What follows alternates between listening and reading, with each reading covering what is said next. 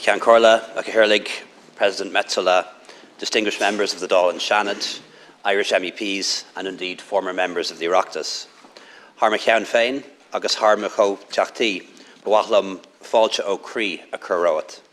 Is tusa is a call mar uachtaráin Parliament I Horpa under the crí dain lachach an Aontas Orpig. President Metsola, marhaba, grazie halfna.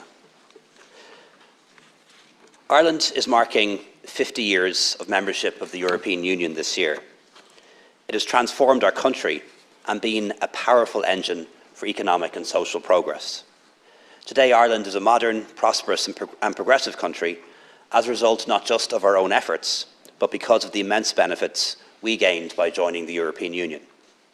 It gave us access to EU markets, to funding that helped us to develop our infrastructure in regions, and an agricultural policy through which we became a major food supplier to the world and helped to sustain our thriving rural communities.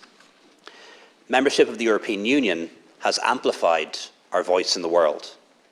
Today, the European Union is a significant global actor, whether on trade, foreign policy or development, and is also a vocal advocate for climate action.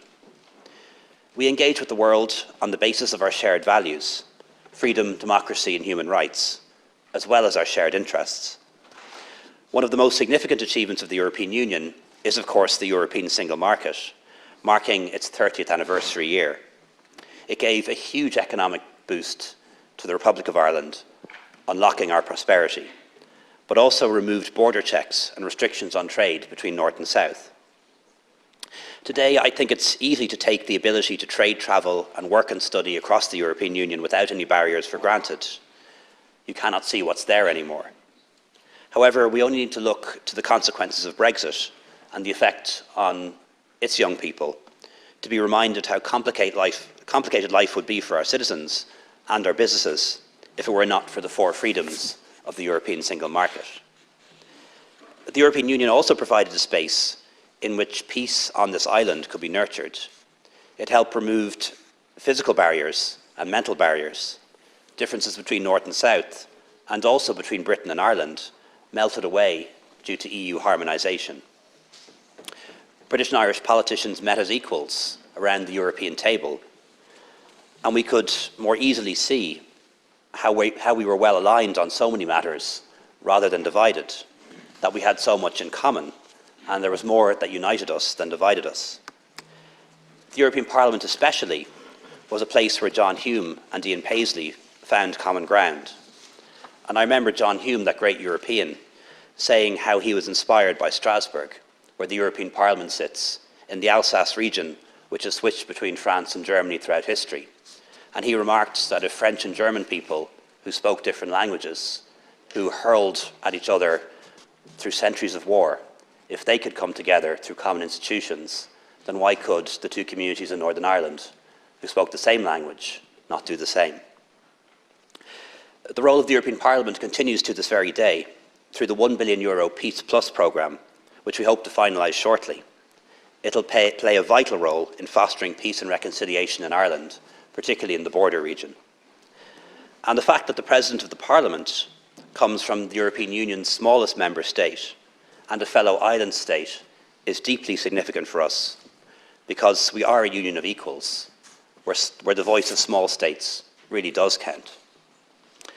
Madam President, we meet at a time when peace is absent from our continent. It's almost a year now since Russia launched its brutal and immoral invasion of Ukraine. And we're proud to be part of a European Union that stands resolutely with the people of Ukraine. And we will stand with them for as long as it takes. We pay tribute to your personal leadership and your resolve, being one of the first political leaders to visit Kyiv.